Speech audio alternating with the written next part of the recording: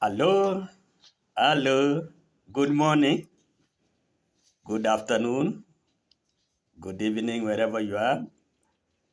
How are you, my colleagues? Where are you, my subscribers? I am Kohera Senior. I once more say hello to you. May I first take this opportunity to apologize that I've delayed to post the second video due to being new in the field and an amateur. There are some technical issues which happened to my phone and the Wi-Fi, so that's why I've delayed. I hope you'll take my apology in good faith. Okay, today I will not have much to say, only to say hello to you and give you a brief biography, my life history, who I am, what I am doing, and where I am heading to. As I said, I'm Kohera Senior. I was born in 1961 in Kenya, Africa, East Africa, Migori County, in an area called Kuria East. That is one region, a section of Kenya, bordering Kenya and Tanzania. So my father was called Thomas Kohera Nyansiri. He was a polygamist. He had 3 wives. The first wife was called Elizabeth Nyabasi. Second one was called Mary Boke Kohera. And the last one, of course, who happened to be my mother, is Anne Nakibari Kohera. My father was actually a semi-pastoralist. He had so many cows, and also a peasant who used to cultivate traditional foods like cassava, sorghum, finger millet, sweet potatoes, and all those others which were there as traditional foods. He raised us. We are 11 sons in total and 10 daughters. And from there, we have actually expanded. It is a big family. It's quite a very big family. But it happened that my father passed away in 1989 for the past 35 years now. Okay, now let me go to my personal life as a child. As I said, I was born in 1961. I grew up to 4 years. After reaching 4 years, there was an outbreak of polio in the village. Polio came,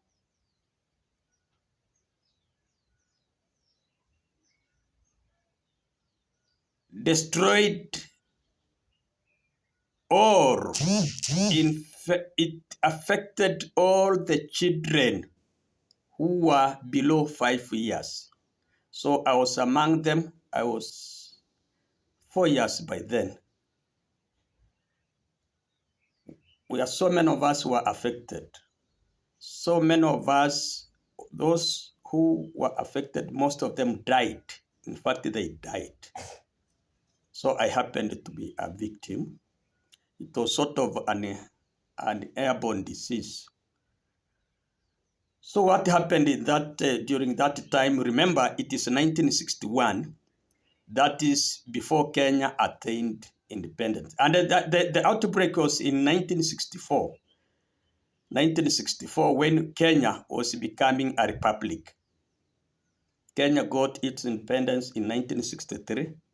And in 1964, when they were transiting to be a republic, is when there was that outbreak of polio. So you can imagine during colonial time, these areas were very remote. There were no hospitals, nothing. Local people were actually depending on traditional herbs, so you could be given anything. So when it broke out, my mother and my father threw. By then, the aspiring first MP of Korea, that was Mysore, Benjamin Mysore Tumbo, was actually, he is up to now, is my uncle. So when he realized I was sick, he came, took me and my mother to Homa Bay District Hospital. That is where I stayed for 2 years, undergoing medication, undergoing physiotherapy, undergoing all those sorts. That is how I survived through the hospital. I'm told it was very painful. When I almost healed, the doctor could walk me on the ground bare feet. I could cry, and cry. It was so painful, but God helped, and I survived, and here I am. Then after that, we came back home. So I had to stay at home, healing, from the age of 4 years up to 13 years is when I went to school. That is when I went to school. There was a nearby school called Kugitimo Primary School. That is where I joined Standard 1. That is in 1974. 1974 is when I joined Standard 1. Let me just say something. Before I joined the school, in between the healing time and the time I was at home, there were so many activities. As a young boy, we used now to have my father's animals, taking them to the savannah, enjoying chasing rabbits. We had dogs, enjoying stealing people's.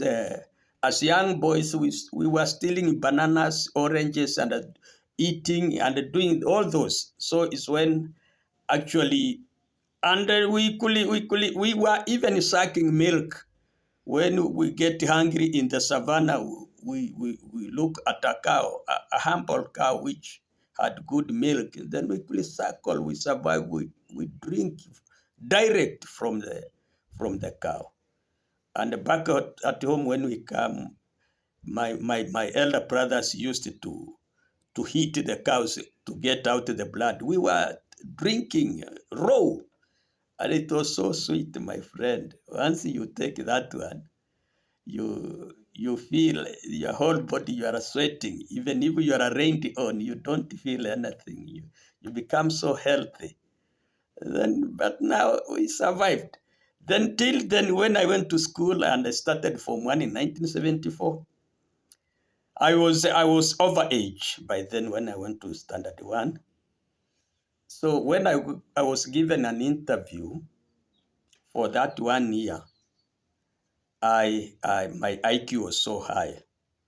So they straight away took me to, in 1975, I didn't go to Standard 2, but instead I went to Standard 4. I jumped from Standard 1 to 4. So that is where now I continued with the school until 1977 when I did my CPE. By then it was called certificate of primary education. It was marked out of 36 points. Then I happened to score 28 points. There I am. That was 1977. Then in 1978, I was to join Form 1, but there was no fee. We were called, they were calling letters. We attended the interviews. Taranganya boys was there by then. There was Nyaroha. I went to Taranganya. I was given a letter. I went to Nyaroha. I was given a letter, but there was no money. Now, as I have told you, my father has so many cows. But imagine, he could not sell a cow to educate me. Why? Because the cows belonged to the other mothers, stepmothers. Remember, culturally, a girl was worth wealth. If you had a beautiful girl, you had many cows. If you had an ugly girl or daughter, the less the cows you were given. If your daughter was poorly charactered, the less the cows you could get. So my sisters were very beautiful and very well behaved. So my father could, when they got married, he could fetch up to 40 to 60 animals per one girl. So he had so many cows. But remember, those cows belonged to other houses. I am a third born. My really sister was the first born, but she passed away. Then the second one was a boy, the third one. So my mother's house had nothing. So after doing interviews, getting the letters, then my father told me that there is nothing to take me to school. So what happened is that I felt like committing suicide. I took a rope. I timed them. When nobody was looking at seeing me, I sneaked. I went, then tied the rope on one of the branches near a river down here. Then when I was trying to put in my neck, there was my brother's daughter who was passing by. He realized me. Then she came, as she was actually very attentive looking at what I was trying to do. I just had myself caught. She caught me. Then she had a panga, she cut off the rope. Then she started crying so loudly, attracting attention. Then people came. She showed them when I was crying down there. Then my friend, let me tell you, my father came and got me. He now tied the rope afresh and told me to climb and hang myself. I was beaten like an egg-eating dog. I was beaten, my friend, until I had to, and it was so terrible. Then from that day, when everybody heard about that, the chief inclusive, when the chief heard about that, he came and consoled me, comforted me. I stayed for 3 days without eating food. Then that is when he ordered my father. And he entered took one of the big cows and sold. And then he took me to school by himself. And that is when I went to school. That is how I went to school. That is in 1978. I joined the Form 1 at Nyaroha Mixed Secondary School. Then from there, the following year, there was no money because the school fees had elapsed. But it happened that my elder brother had been recruited in the Kenya Air Force. Then he took me to Nairobi. Reaching there, he was still a recruit. We had no money. So I resided into his friend's house for 1 full year. But the people at home knowing that I was at school, so he could not tell anybody. Then finished. That is 1979. 1979, yes. Now, in the same year, when time came, in the same year, that is, I've said 78 was in Form 179. I had to, my brother got me a chance in one of the town schools in Nairobi called President Kennedy High School. He took me there. When he took me there, that is in now 1980. 1980. I stayed in Nairobi for 1 full year. 1980. He went and left me filling the forms. He paid the school fees, left me filling the forms. When I was filling the forms, I tricked that principal, told him that it was not in Form 2, but it was in Form 3. So I joined the Form 3 in 1980. So that is when now I caught up from. In 1981, we did our last KCE, that is Kenya Certificate of Education. We used to call it Kamodo Certificate of Education, who was then the Minister for Education. And that was the last one to 844, the last paper to 844. Then I happened to attain Division 3. By then there were not grades, but divisions. There was Division 1, Division 2, Division 3, Division 4, and a failure. So I had Division 3. I was called to Upper Hill High School in Nairobi, but there was no money. Because of that fame that this is the man who wanted to hang himself looking for education, there was a very prominent gentleman at the Teacher Service Commission headquarters, that is Bell Bottom House, called John Maasai from Kuria West. He heard of me. He came and took me to Meru, Igoji Teachers Training College. That is in 1981. That is where I trained as a P1 teacher, 81 to 84. That is 81 to 84, yeah. 82 to 84. 81 is when I did my KCE. 82, I went to college.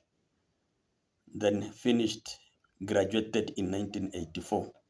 That is when now I was posted from Meru, Igoji Teachers Training College, to a place known as Kebaroti Primary School.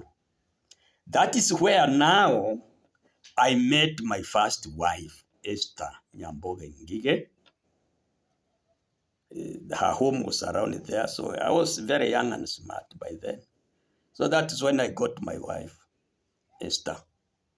I married her in 1985, 86 there.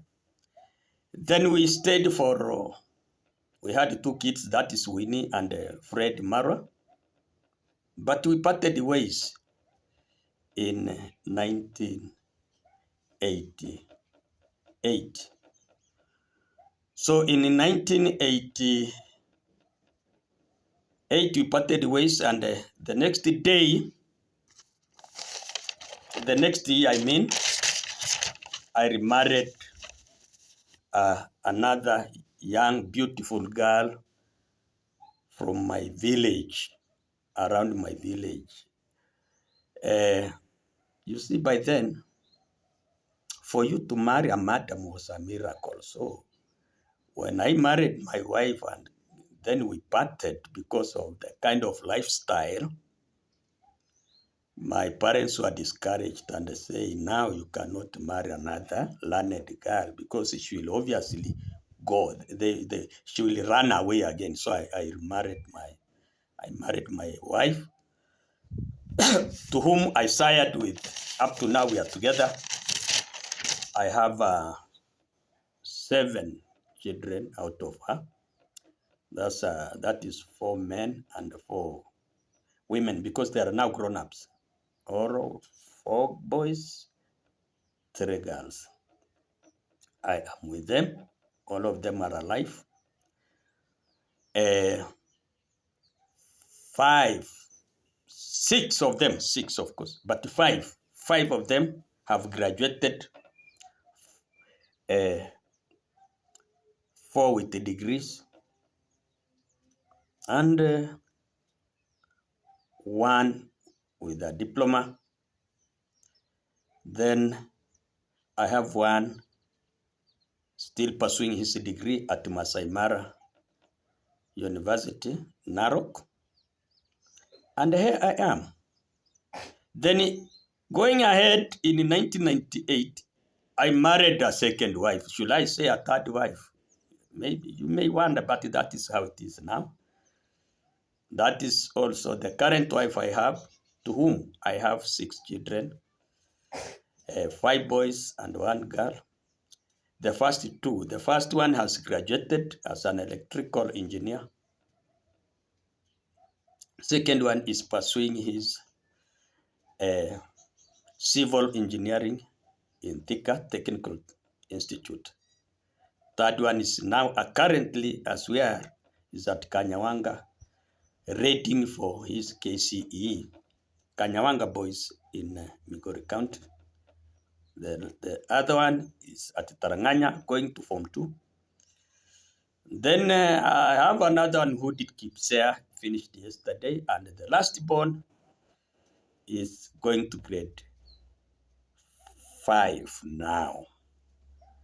So, ladies and gentlemen, that is my brief history. I've been a teacher for 38 years. All those challenges, ups and downs, I've been surviving with my family, with the meager, but I'm happy that each and every daughter or son of mine has actually uh, respected and completed the course. Although most of them have not been employed, I only have 2 who have been recently employed. They are not yet stable. So all these have been struggling with my meager salary and challenges, this, there, and here. And I cannot go to the shamba due to my body. But God has made me to go through. So, colleagues, ladies and gentlemen, that is my brief biography. If you feel for me, kindly join me. If you can support, kindly do that in good faith. And I have joined YouTube now. We shall be sharing ideas, advices. I'll be giving you my experience on different issues, matters concerning social life, challenges in life, positives and negatives, and encourage you to aspire, Never get discouraged.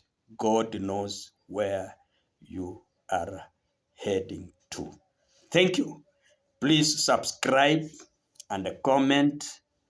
And we are going to meet tomorrow for another